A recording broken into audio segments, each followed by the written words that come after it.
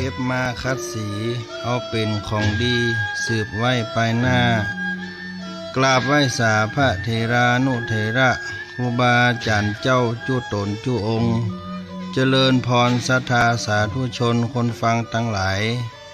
กระผมอัตมภาพพระครูปัญญาสังฆการรองประธานคณะพระธรรมจาริกฝ่ายบุคลากรโครงการพระธรรมจาริกผู้ช่วยเจ้าอาวาสวัดสลีโสดาพระอารามหลวงจังหวัดเชียงใหม่ในนามคณะศิษยานุศิษย์และคณะศรัทธาวัดศรีโสดาเชิงดอยสุเทพตำบลสุเทพอำเภอเมืองจังหวัดเชียงใหม่ได้จัดทำซีดีบันทึกเสียงสูตรเบิกฉบับวัดศรีโสดาโดยมีพระครูธรรมธรสมจิตติคาวีโรเป็นหัวหน้าคณะสูตรเบิกคณะศิษยานุศิษย์ได้บันทึกไว้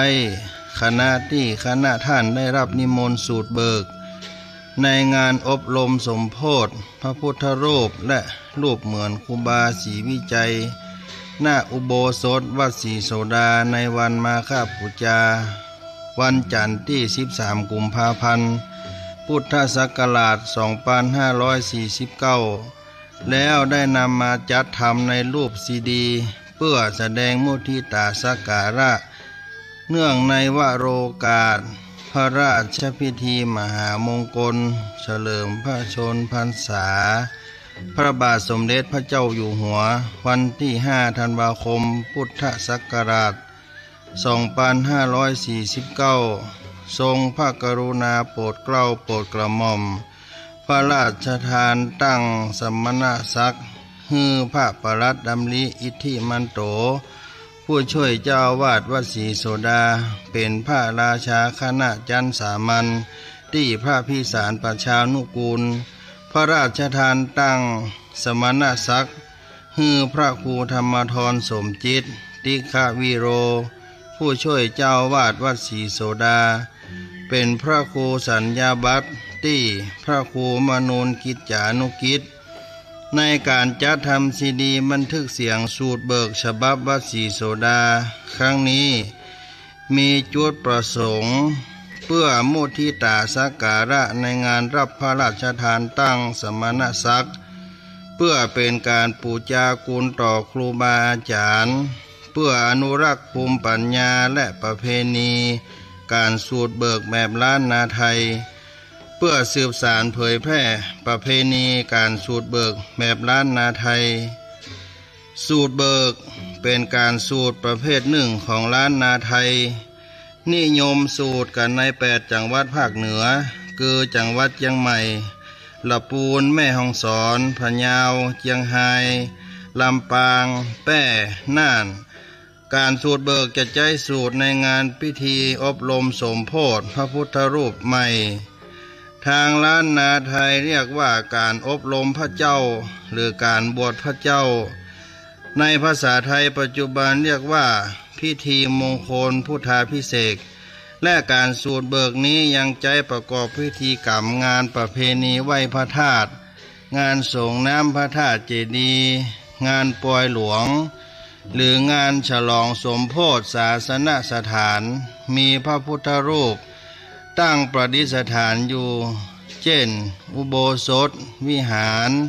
พระธาตุเจดีย์เป็นต้นการสูตรเบิกเป็นการกล่าวถึงเรื่องราวเกี่ยวกับประวัติขององค์สมเด็จพระสัมมาสัมพุทธเจ้าตั้งแต่การจุติลงมาปฏิสนธิในพระครรภ์พระนางสิริมหามายาพระมารดาจนประสูติมีนามว่าเจ้าชายสิทธัตถะซึ่งต่อมาพระองค์ได้ออกบวชปั้มเปงธรรมเข้าฌานจนบรรลุอนุตตรสัมมาสัมโพธิญาณอันผาเสริฐสูงสุดสำเร็จเป็นพระอรหันต์สัมมาสัมพุทธเจ้าลักษณะการสูตรเบิกนั้นจะสวดด้วยระบำกาบอันม่วนงันละเมาเอาใจแก่คนฟังเพราะเป็นการสูตรแบบประสานเสียงของพระภิกษุและสามเณรโดยพระภิกษุเป็นเสียงต่ำสามเณรเป็นเสียงกลางและเสียงสูง การสูตรเบิกหากจะกล่าวอีกในแง่หนึ่งว่าเป็นการนำเอาภาษาบาลีในพระสูตรมาคับร้องเป็นธรรมคีตะหรือสรพัญญะแปลว่าการนำเอาพระธรรมมาคับร้องนั่นเองการสูตรเบิกจะสูตรเป็นวานเป็นตอนต้องฝึกหัดกันอย่างพิถีพิถันมากทั้งนี้ผู้สูตรจะต้องมีพระและสามเณรที่ยังน้อยมีเสียงม่วนเสียงดีมีความสนใจฮักในการสูตรเบิกมีความอดทนอย่างจริงจังเพราะจะต้องใช้เวลาฝึกซ้อมเป็นเดือนโดยแต่ละวัดจะจัดเป็นคณะประกอบด้วยพระภิกษุสามเณร5 รูปมีพระภิกษุเสียงก้องกังวาน1 รูปเสียงกลาง3 รูปเสียงแหลม1 รูปเหมือนเสียงปีจุม5ของจ้างซอเมื่อทำการสวดจะประสานเสียงทำนองกาบเป็นกาบหมู่คล้ายเทศมหาจาตุเวสสันดรจาดกการสูตรเบิกนี้จะนิยมสูตร3 วันดังนี้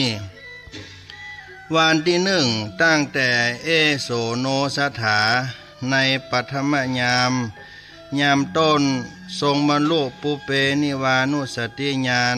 คือทรงระลึกชาติในอดีตทั้งของตนเองและผู้อื่นวันที่2ตั้งแต่อัฏฐโขภกวาในมัชฌิมยาม2ทรงบรรลุจุตูปาตญาณคือการหู้แจ้งการเกิดการดับของสรรพสัตว์ทั้งหลายวันที่3ตั้งแต่อเนกัจจาอวิจจาในปัจฉิมยาม3ทรงบรรลุอาสวัคญาณคือหูวิธีกำจัดกิเลสด้วยอริยสัจ4คือทุกข์สมุทัยนิโรธมรรคได้ทะลัดหูเป็นพระสัมมาสัมพุทธเจ้าในการสูตรเบิกนี้จะสูตรตามบทที่เป็นภาษาบาลีแล้วจะต้องมีกาบทำนองแถมใต้บทอีกทุกครั้งโดยเฉพาะวันที่1และวันที่2เพราะมีศรัทธาอุปาสกอุปาสิกานั่งฟังอยู่ในพิธีนั้นเป็นจำนวนมากกาบที่คณะสูตรเบิกนิยมใส่หรือขยายความเพิ่มเติมจะมี3 บทคือกาบสิทธาตออกบวชกาบพมรากาบศีล5กาบกาลวาคมาและกาบลาเป็นต้นวันที่ต้องใส่กาบนั้นมักจะเป็นวันที่1และวันที่2ซึ่งมีคนฟังกันนักส่วนวันที่3นั้นจะสูตรในเวลายามดึกและคนฟังก็บ่มีหลายประกอบกับต้องเร่งเวลาจะเริ่มสูตรในเวลาประมาณ4 นาฬิกามีเวลาสูตรเพียง1 ชั่วโมงต่ออันเพราะเวลา5 นาฬิกานั้นจะต้องเบิกพระเนตรพระพุทธรูปไขสายตาพระเจ้าต่อไปในการสูตรเบิกแต่ละวันนั้นก่อนที่จะสูตรและหลังจากสูตรแล้วนิยมตีก้องใจหรือกังสดานรับจังหวะไปเป็นทอดไปการสูตรเบิกฉบับวสีโสดาได้ปริวัติมาจากปัปสาฉบับของครูบาหมูวัดผาบ่องเมืองเชียงใหม่เป็นตัวหนังสือเมืองภาษาล้านนามาเป็นตัวหนังสือไทยภาคกลางเพื่อให้พระภิกษุสามเณรเจ้าเขาได้อ่านและฝึกซ้อมได้ง่ายสูตรเบิกฉบับวสีโสดามีการประยุกต์สอดแทรกระบำเพลงปืนเมืองฮือม่วนและเหมาะสมกับเวลาอาจารย์พระครูธรรมธรสมจิตติฆวิโรหัวหน้าคณะสูตรเบิกผู้เรียบเรียงการสูตรเบิกได้เล็งหันความสำคัญที่จะสืบสานมรดกทางวัฒนธรรมล้านนาอันเป็นภูมิปัญญาของบรรพบุรุษที่มีกูลก้ายิ่งได้สืบทอดมาเป็นเวลาจ้านานอยู่กับวัดสลีโสดาต่อไปการสูตรเบิกของคณะวัดศรีโสดามีระเบียบปฏิบัติการสูตรเบิกดังนี้เมื่อคณะสูตรเบิก กล่าวกรรมปุจจาพระรัตนตรัยไหว้พระเสร็จแล้วพระภิกษุผู้เป็นหัวหน้าคณะจะนั่งหันหน้าเข้าหาพระพุทธรูปใหม่ที่จะพุทธาภิเษกพระภิกษุสามเณรอีกจำนวน4 รูปจะนั่งด้านซ้าย2 รูปด้านขวา2 รูปหันหน้าเข้าหากันต่อจากเข่าพระภิกษุผู้เป็นหัวหน้าเข่าชิดกันทุกรูปคล้ายรูปตัวยูหากนั่งห่างกันจะทำให้การควบคุมเสียงลำบากทุกรูปถือได้สายศีลโดยเวียนขวาตามเข็มนาฬิกาแล้วสูดเบิกไปตามบทสูตรและใส่กาบต่อใต้จนจบจากนั้นทุกรูปนั่งคุกเข่าวันตาหลวงสู่มาพระพุทธพระธรรมพระสงฆ์และวันตาน้อยทำสามีจิกรรมต่อพระสงฆ์พระเถระที่นั่งเป็นประธานอยู่ในสถานที่นั้นเสร็จแล้วทุกรูปจะนั่งหันหน้าไปทางคณะศรัทธาอุปาสกอุปาสิกาที่ได้นั่งฟังอยู่ในคณะนั้นพระภิกษุผู้เป็นประธานจะฮื้อปอนโดยตั้งยะถาวาลีวหาไปจนจบแล้วพระภิกษุรูปอื่นก็จะรับสัพพีไปจนเสร็จพิธีในการสูตรเบิกคณะสูตรเบิกวัดศรีโสดาเชิงดอยสุเทพจังหวัดเชียงใหม่ที่ท่านจะได้รับฟังในโอกาสต่อไปมีดังนี้ 1. พระครูธรรมธรสมจิตติฆวีโรหัวหน้าคณะสูตรเบิก 2. สามเณรจิรกิจสุภาเผ่ากะเหรี่ยง 3. สามเณรเพชรชัยคำฟั่นเผ่ากะเหรี่ยง 4. สามเณรพรบุญปันเผ่ากะเหรี่ยง 5. สามเณรชำนาญอุ่นอุดมวนาเผ่ากะเหรี่ยงหวังว่าซีดีบันทึกเสียงสูตรเบิกฉบับวัดศรีโสดานี้คงเป็นประโยชน์กับพระภิกษุสามเณรและศรัทธาสาธุชนทั้งหลายทั่วไปและขอเชิญรับฟังการสูตรเบิกฉบับวัดศรีโสดาเป็นลำดับต่อไป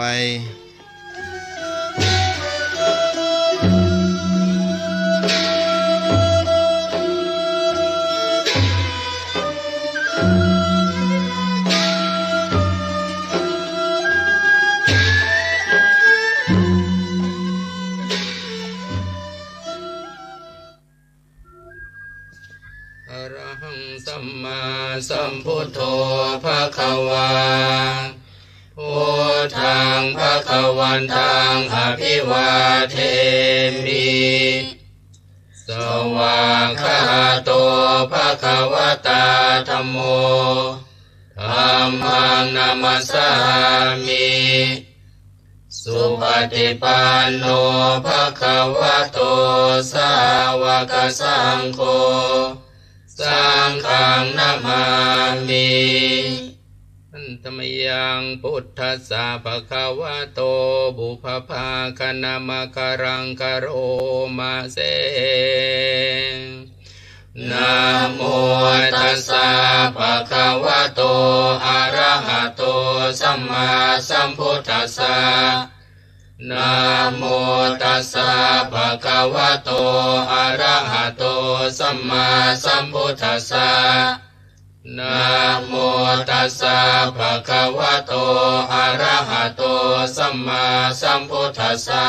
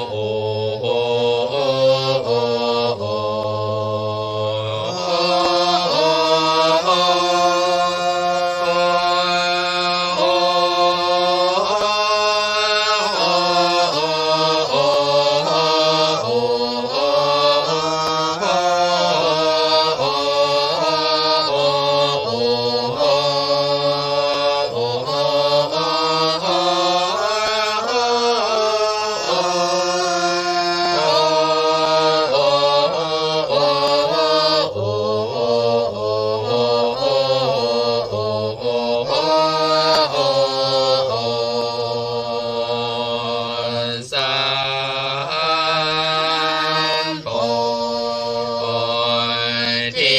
มาการจีวานันตญาลาลาลาลาโน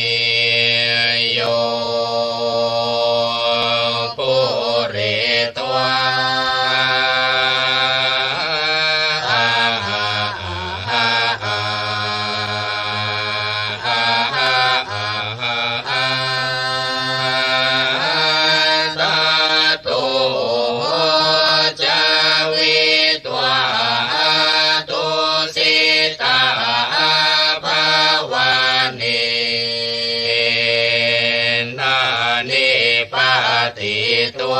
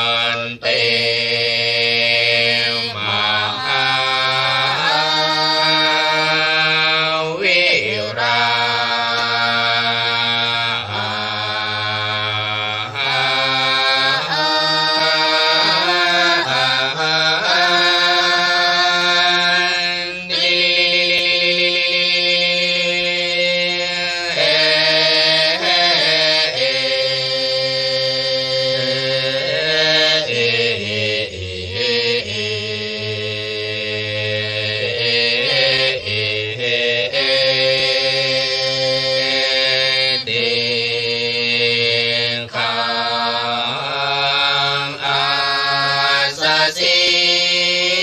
อาสาสิสาสีสาลาลาสามิเตขังปัสสะสีปัสสะสิสาลาสีสาลาลาสามิราสา